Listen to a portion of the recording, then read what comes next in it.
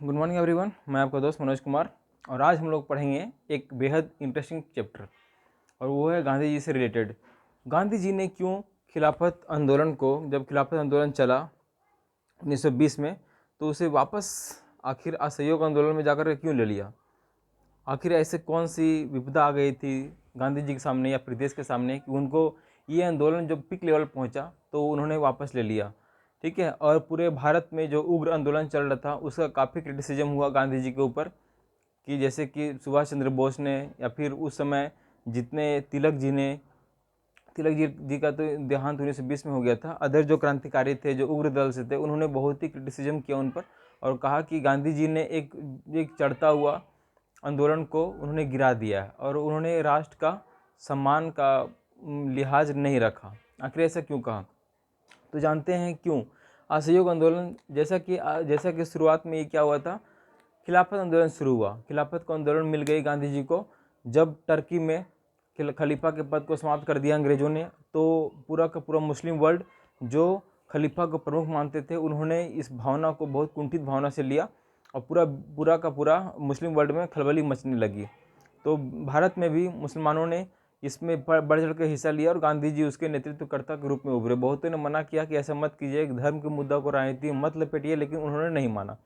उनका कहना था कि नहीं, ये बेहद ज़रूरी है और इस वक्त हिंदू मुस्लिम एकता के लिए बेहद ज़रूरी है।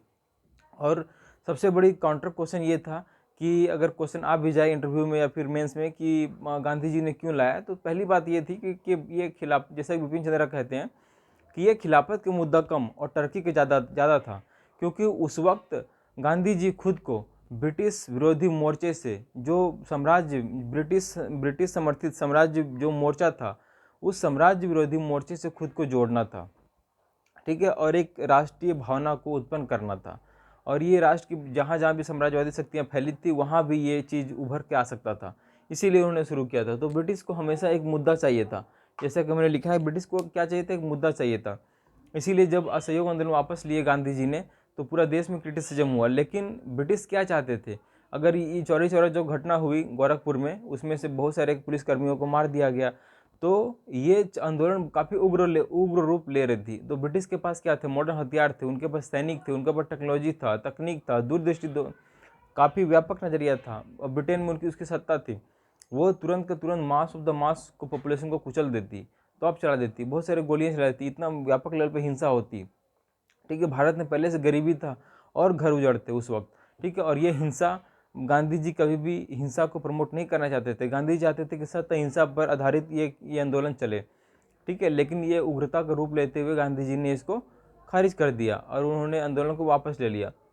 ब्रिटिश को हमेशा एक मुद्दा चाहिए था। अगर व्यापक स्तर पर खून खराबा होता तो ब्रिटिश काफ़ी यादें वो और से खून खराबा को और बढ़ावा देते और वायलेंस होता।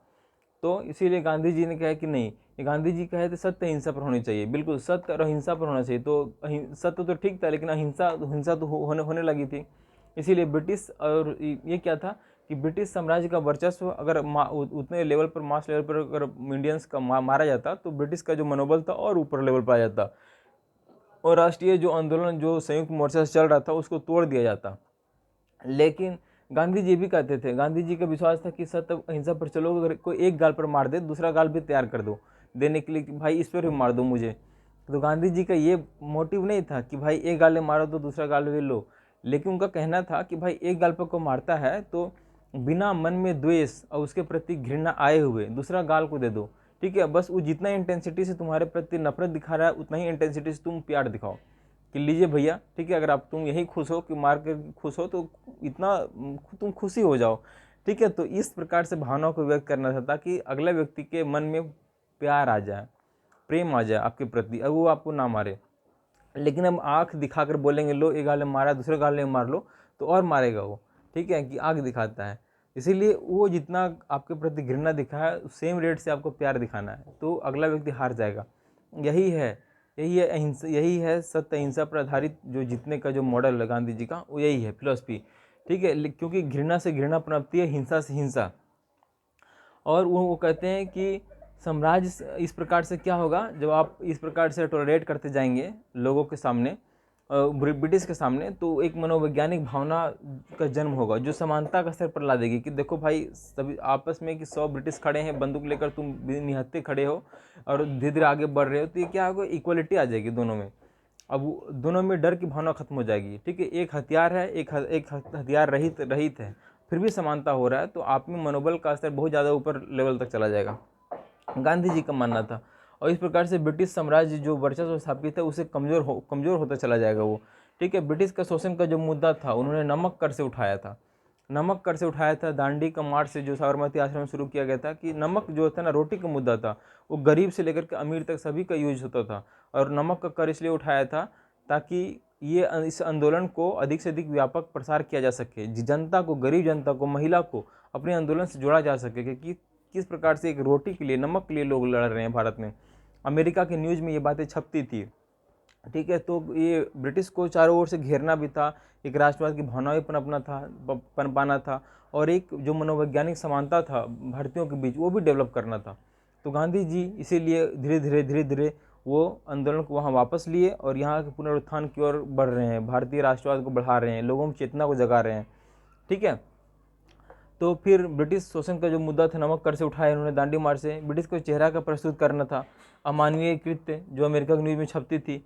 और गांधी जी के बारे में एक बहुत बड़ी बात कही जाती है कि जिस प्रकार से वियतनाम में होची मिन उनके समय में लीडरशिप निभा रहे थे अपने देश को आज़ाद करवाने के लिए, चीन में माओ त्से ने, रूस में लेनिन ने, इन सभी के आंदोलन में उतने मास लेवल पर महिलाएं कभी इकट्ठित नहीं हुई, कभी किसी मूवमेंट में, आंदोलन में गैदरिंग होकर के किसी नेता का सपोर्ट नहीं की जितना गांधी जी को समर्थन मिला भारत में। गांधी कैसे क्या था, आम लिबास, गांव में चला जाना, ठीक है, वही संघर्ष विराम संघर्ष की रणनीति, भाई अभी आंदोलन हुआ है छोड़ दो, ठीक है, अभी अभी बहुत पीक लेवल पर चला, अभी आराम कर लो। क्योंकि अगर लगातार कंटिन्यूअसली अगर आंदोलन को प्रमोट करेंगे थक जाएगा वहाँ के लोग, अब उबस हो जाएगा, वो भागने लगेगा। ठीक है, उस स्तर से, उस मनोवैज्ञानिक भावना से काम नहीं करेगा वो लोग, तो आंदोलन खुद ब खुद टूटने लगेगा। जिस प्रकार से खिलाफत आंदोलन में हुआ, खिलाफत आंदोलन में हुआ क्या कि कुछ दिनों के बाद वहाँ पर लोग वहाँ पर लोग जो थे टूट कर जाने लगे थे अपने घर में, किसान जो थे जाने लगे थे, मजदूर जाने लगे थे, क्योंकि उनको अपना आम दिनचर्या से फुर्सत नहीं था, गरीबी थी उस वक्त, अपने परिवार को पालना था, मनोवैज्ञानिक दबाव रहता था। ठीक है, उसके बावजूद भी इस आंदोलन को अधिक दिनों तक लगातार प्रमोट करना संभव नहीं था। इसीलिए गांधी जी ने उग्रता को पहले ध्यान में रखा, उसके बाद इस कंटिन्यूअस काफ़ी दिनों तक हो चुका था, इसीलिए उन्होंने वापस ले लिया। और ब्रिटिश की इतनी ताकत का आभास तो गांधी जी को था ही, हथियार, टेक्नोलॉजी, धन, ठीक है, ब्रिटिश का जो पावर था, इकोनॉमिक पावर, वो और यूरोप में भी उसका पकड़ था। तो गांधी जी कभी भी इस खतरे को और बढ़ाना नहीं चाहते थे, क्योंकि आम जो लोग थे, जो गरीब, मजदूर, महिला, सबका डेथ होता उस वक्त ब्रिटिश के हाथों, जैसे जालियांवाला बाग हत्याकांड में हुआ था। और गांधी जी इस नरसंहार को पसंद नहीं करते थे, बिल्कुल अहिंसावादी थे, इसीलिए उन्होंने ऐसा काम किया था। और इस प्रकार से अब ये जो लोग कहते हैं कि भाई ये तो फिर निरर्थक साबित हो गया, फिर करने की क्या जरूरत है, निरर्थक साबित नहीं हुआ। एक बहुत मानसिक दबाव, एक मानसिक रूप से तैयार किया गया इंडियंस को, उसको लगा कि अब इतना दूर तक मूवमेंट कर सकते हैं तो आगे भी करेंगे। इस प्रकार से आंदोलन को प्रमोट करने का जरिया मिला, रास्ता मिला। ठीक है, और संघर्ष विराम संघर्ष की जो रणनीति थी गांधी जी का, वो भी लोगों को समझ में आया। और गांधी जी का जो आम लोगों से जुड़ाव था, किस मुद्दे पर कैसे जोड़ते हैं, देवी सफलता का एक सूचक रहा देश की आज़ादी में। और दूसरी, एक लॉर्ड डफरिन ने कहा था कि ये कांग्रेस जो है वो अल्पसंख्यकों का प्रतिनिधित्व है, बहुत सूक्ष्म लोग होते हैं इसमें जो कांग्रेस बना लिए हैं, इससे इनका देश थोड़ी ना आज़ाद हो जाएगा, ऐसा मानसिकता था उनका। तो अब ये जिस मास लेवल पर इतना मूवमेंट हुआ, जो खिलाफत आंदोलन, असहयोग आंदोलन, चौरी चौरी घटना, तो ये समझ गया कि अब ये कांग्रेस जो अल्पसंख्यक का प्रतिनिधित्व नहीं करता, बल्कि बहुसंख्यक लोग शामिल हो चुके हैं इसमें, आज़ादी के लिए डट रहे हैं। तो एक उग्र राष्ट्रवाद की भावना पनप रही लोगों में, क्रांतिकारियों का एक उमाड़ सा फैल रहा है लोगों में, एक उदारवादी चेतना से लेकर के गांधी जी जैसे कि जो उस समय के महापुरुष थे, उन्होंने एक मुद्दा तैयार किया, राष्ट्रवादियों ने तैयार किया, और मास लेवल जुड़ते जा रही है। तो ये असफल नहीं रहा, बहुत इसके परिणाम रहे, बहुत अच्छे परिणाम रहे। और गांधी जी का क्यों वापस लिया, क्या कारण था, गांधी जी को किस बात का डर था, ठीक है, ये आपने समझा। नेक्स्ट क्लास में हम लोग समझेंगे पूरा गांधी का थ्योरी, गांधी जी किस प्रकार से बात करते हैं, ट्रस्टीशिप की भावना क्या है उनका 7 सिंस क्या है, किस प्रकार से लोगों को व्यापक नज़रिया, व्यापक तौर पर ले जाना चाहते हैं वो राष्ट्र को, अपने देश को, उनका मानसिक जो सोच है वो सत्य के साथ जो प्रयोग उनका लिखा गया आखिर क्या था। ठीक है, तो नेक्स्ट क्लास में मिलते हैं।